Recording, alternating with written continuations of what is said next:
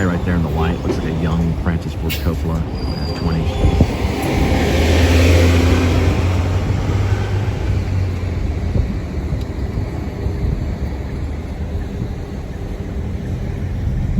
Be a lot of points on that one. Oops.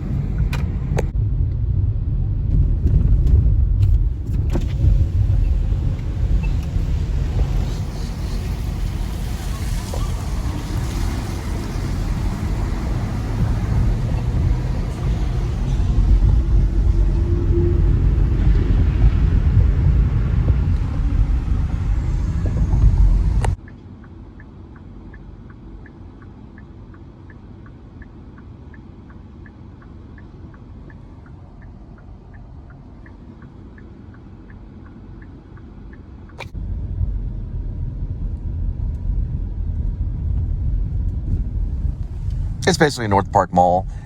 I would suggest get a Chase bank account and draw a loan before shopping there. It's the most expensive mall in the state of Texas. It is very expensive. More than the Galleria. We're all the way from Kansas.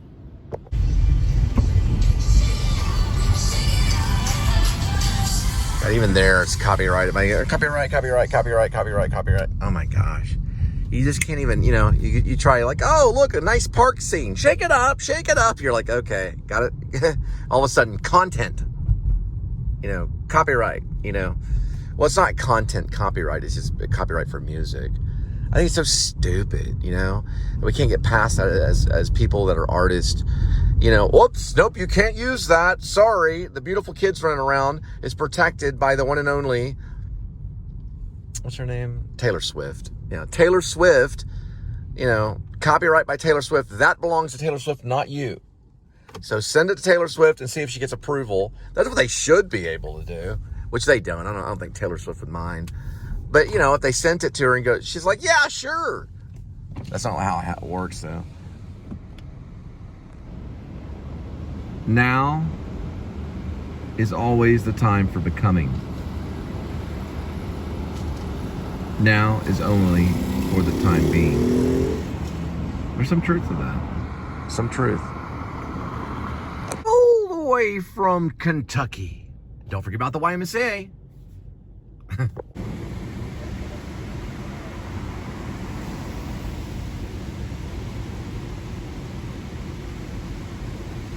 I'm going to start reading about JFK.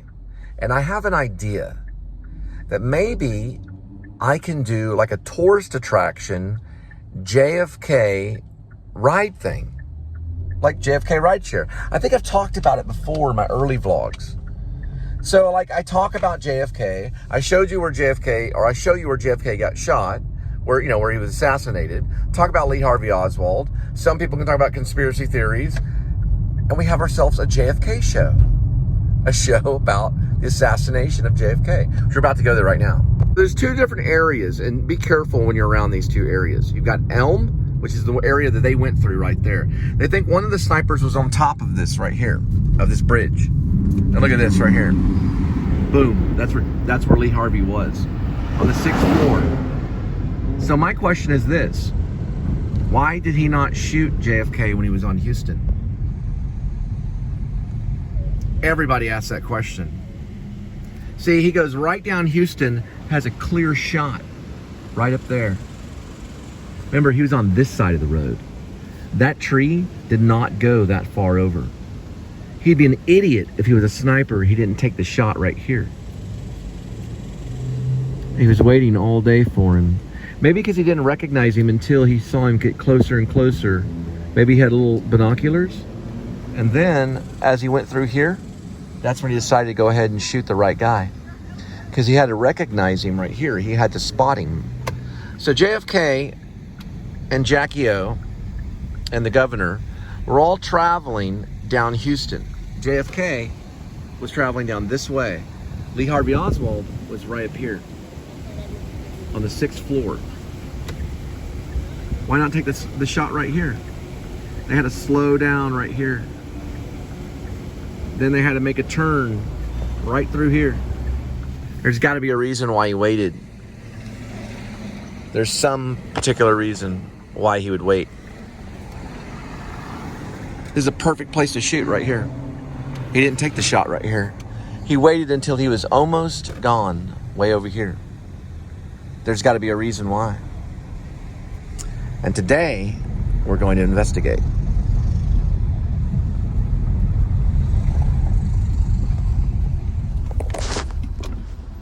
You always follow your dream. It's hard to believe that Lee Harvey, his dream was to be up there, a young man, married, had children. Did he have children? Certainly had opportunity to have many children. Adam the Woo did his little vlog right here, standing right there. That's where Abraham Zapruder stood, right there. Abraham Zapruder. He stood right here. And he filmed JFK, the president, getting shot. There was one of the bullets bounced off the Elm Street, and then the throat shot was probably right here, and the head shot was right there. That's the hardest shot to take. Unless, of course, you were right over here. Then it was an easy shot. Or even there. And if I was a sniper, I'd be right there. That's where I'd be. The last place I'd be is up here, where all these trees are. But, you know, some snipers are idiots. Talks about Abraham Zapruder right here. He's a dressmaker, Abraham Zapruder. He stood on top of the pedestal called the plinth, which is right there, with his receptionist, Marilyn Sitzman, standing behind to steady him. He was the only photographer known to have filmed the entire assassination, and his images proved crucial to understanding what happened. Zapruder made copies of his film available to investigators with hours of the president's death. This is Dealey Plaza. This whole place right here. And if you knew that the president was coming down here, the last place you would want to be as a sniper is right there. You want to be here or there, or even up there to get a clear shot. Or, to be even better, the best place, other than the Reunion Tower, if you had a really good telescopic, would be about right there, the bridge. You'd never miss in a million years. If you had a sniper in clear day, which the CIA was smart enough to do, boom, perfect shot. I don't know, but everybody goes with a lone sniper theory. I don't, not necessarily. I don't think you could really even see through those trees, to be honest. But maybe you can. You have to go to the 6th floor to really see it.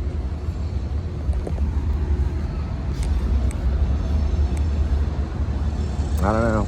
Call me crazy. They say on in the movie, Oliver Stone's movie, that one of the snipers were on the other side over here. If you've ever seen Oliver Stone's movie, JFK, they were right over here. One of the snipers. Some even say behind this area over here.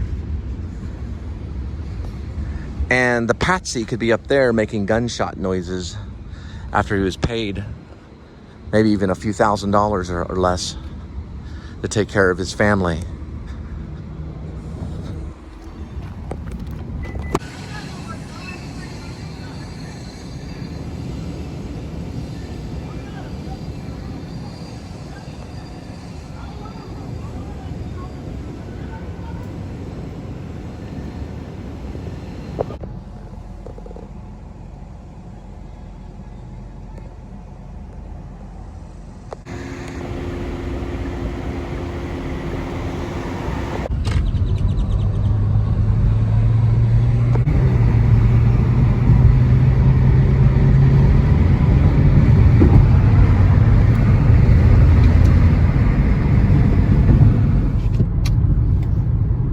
Also, check out my screenplay, Deep on Elm. You have to ask for Deep on Elm, and I can send it to you.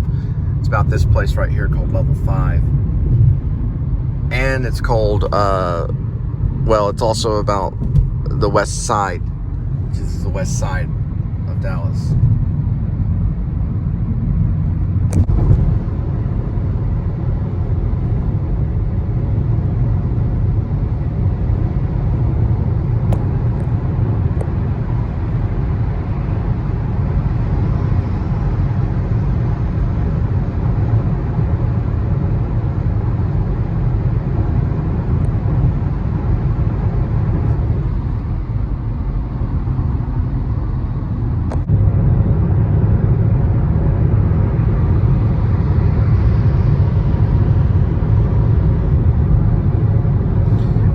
mob was definitely involved because Jack Ruby was involved.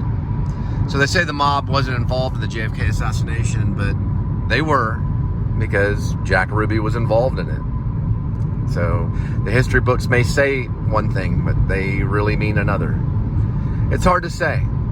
It's definitely something to investigate. And we may be doing that more often.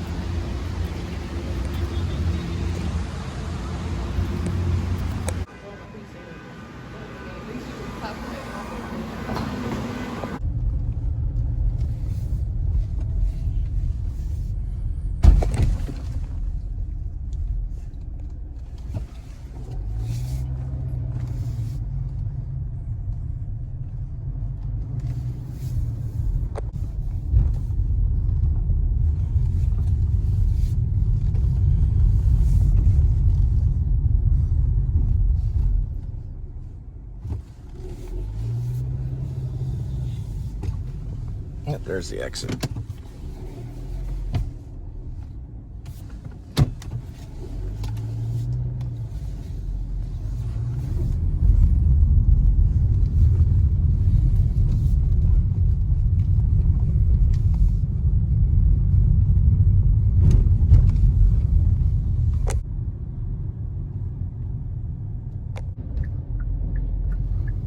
It's Hyatt.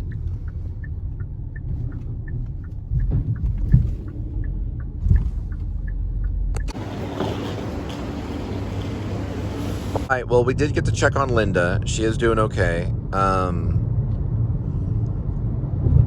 And anyway, I don't want to get into all the details of everything, but I do want to say that we got a pretty interesting vlog for tonight. We're going to go back, head back, and see how Edmund's doing. And we've got a little JFK thing in there. It's interesting. I'm not really a conspiracy theory person, but I think it's interesting to think about, you know, to question stuff. But yeah, I've been praying for Linda. The last time I talked to her, she seemed like she's doing good. Just pray for healing, and God bless. Y'all have a good night, good luck, and Godspeed.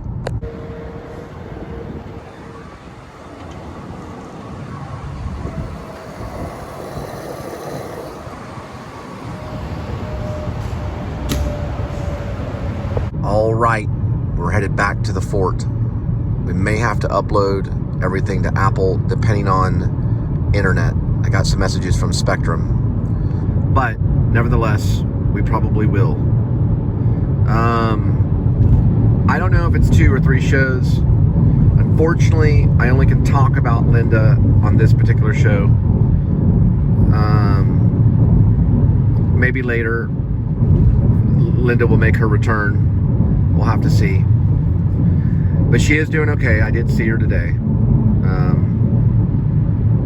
It's kind of a Romeo and Juliet kind of thing, but we'll talk about it later.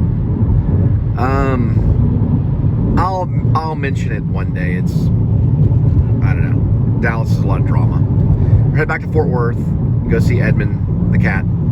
Edmund Tuxedo Cassavetes. He's a tuxedo cat. I just threw the tuxedo as a middle name. Edmund Tuxedo Cassavetes. As if tuxedo was meant for Cassavetes.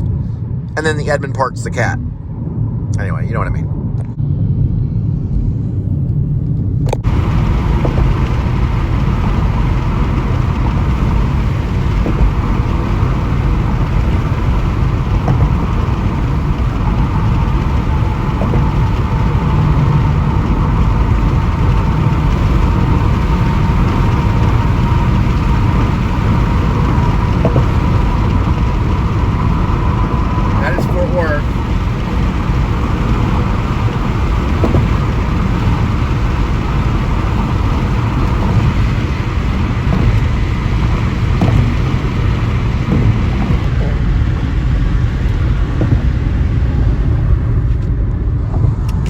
And what I say about Fort Worth is it's the place where they keep the good people and they kick the bad people out. I've left Fort Worth a few times myself. One time to Hollywood, one time to, and then I went to New York. I did land in DFW and then went back to New York. And one time in Maine. I left Fort Worth for Maine. Fort Worth always dragged me back in. It's a barbecue. They put something in their barbecue. I don't know exactly what it is. Some kind of barbecue sauce. And they only keep it to the natural born. You know, you can only get this special barbecue sauce. You have to prove that you're naturally born in Fort Worth. It's a long story. I don't want to get into it. It's very good barbecue sauce. Let me just put it that way. So we keep coming back going, hey, can we have some more barbecue? All right. We're going to read St.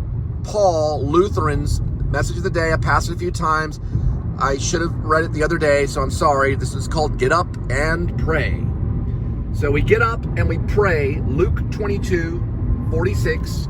I know about this. Sorry, Luke 24:46. Get up and pray. I played Luke. Yes, you're looking at it right here. Cole Spivey, the actor. I played Luke, St. Luke. I know how Luke feels. He was an artist and a physician. I'm going to be honest with you guys.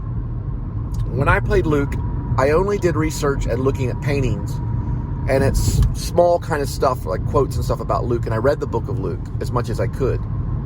I never knew that Luke studied with Paul. I didn't know. I found out recently over the last 2 or 3 years that Luke and Paul were like sidekicks. Didn't even know. I learned it from church. I learned it eventually. Luke went to Paul, St. Paul, apostle, the apostle, as in Apostle Paul. He went there when he was imprisoned, and before he was to get his head cut off and be a spilt offering, as in Paul. Paul was condemned to have his head cut off and be a spilt offering for the Lord. He was martyred. Luke went to him to study and to learn about Jesus. Luke never really was in the same presence of Jesus, but Paul was. And both were writers. Paul saw Jesus, and Jesus changed his name from Saul to Paul and made him good. He made him a godly man. He changed a murderer into a godly man. That's what Jesus Christ can do. And Paul confessed in his letters to the churches that he was the chief of all sinners, that he was the worst sinner there was, and that he learned that he could be good under the reign of Jesus Christ. Now, Luke knew it all along. Luke knew it from his heart. I love the book of Luke. I even love the name Luke so much that I named my son's middle name is named Luke. First name David, middle name Luke. Both from the bloodline of Christ. Luke was adopted in. David is actually the bloodline. So Luke was adopted in and then learned from Paul, who Paul was from the tribe of Benjamin, a Jew, and also a horrible sinner that learned to be a good man and to follow Christ. Both of them work together in different ways. Paul wrote all the epistles directly to the church to tell us our behavior and to say these are the things that I think that are above law, which is Jesus Christ. These are the things that I think that are above all things in the world, in all names, Jesus Christ. That's what Paul taught. He taught it in Hebrews. He went back and taught to Pharisees and Sadducees. You cannot purify yourself with law. You must purify yourself only in Jesus Christ. Luke learned that from Paul. And then Luke wrote the book of Luke. And he spoke it to Theophilus. Luke did. Was starting it with Dear Theophilus, which also sounds like here at the office when I was on stage, when I was playing him as a character. The guy that played Jesus would go up to me. His name was Mark. The Jewish guy that went off to Brooklyn for a while. He'd go up to me and say, Cole, every time you step in front of the stage and you say, Dear Theophilus, it sounds like you're saying here at the office. And then he'd laugh. I truly believed Mark was a great Jesus. Anyway, we'll get into the whole thing. I've got an article on it. I've done a whole vlog about Adventures with Jesus and Hip Pocket Theater. We may be going to Hip Pocket, see Johnny Simons, my old mime teacher. Kind of the moment in Star Wars where he's going back talking about Yoda, who is kind of Johnny Simons. And he taught me mime first, before Greg Goldston did. Now, Greg Goldston taught me mime later, who worked with Marcel Marceau from the French Resistance. But I learned it first from Johnny Simons, and he's doing a show called Old and in the Way. And he's doing it soon. It's $2.50 to go see it. Go see it at Hip Pocket Theater. If you don't, you're absolutely crazy, especially if you live in the area. I bet people from New York are going to come down and see it. Johnny Simons, the greatest mime of all time, other than Greg Goldston, of course, Marcel Marceau.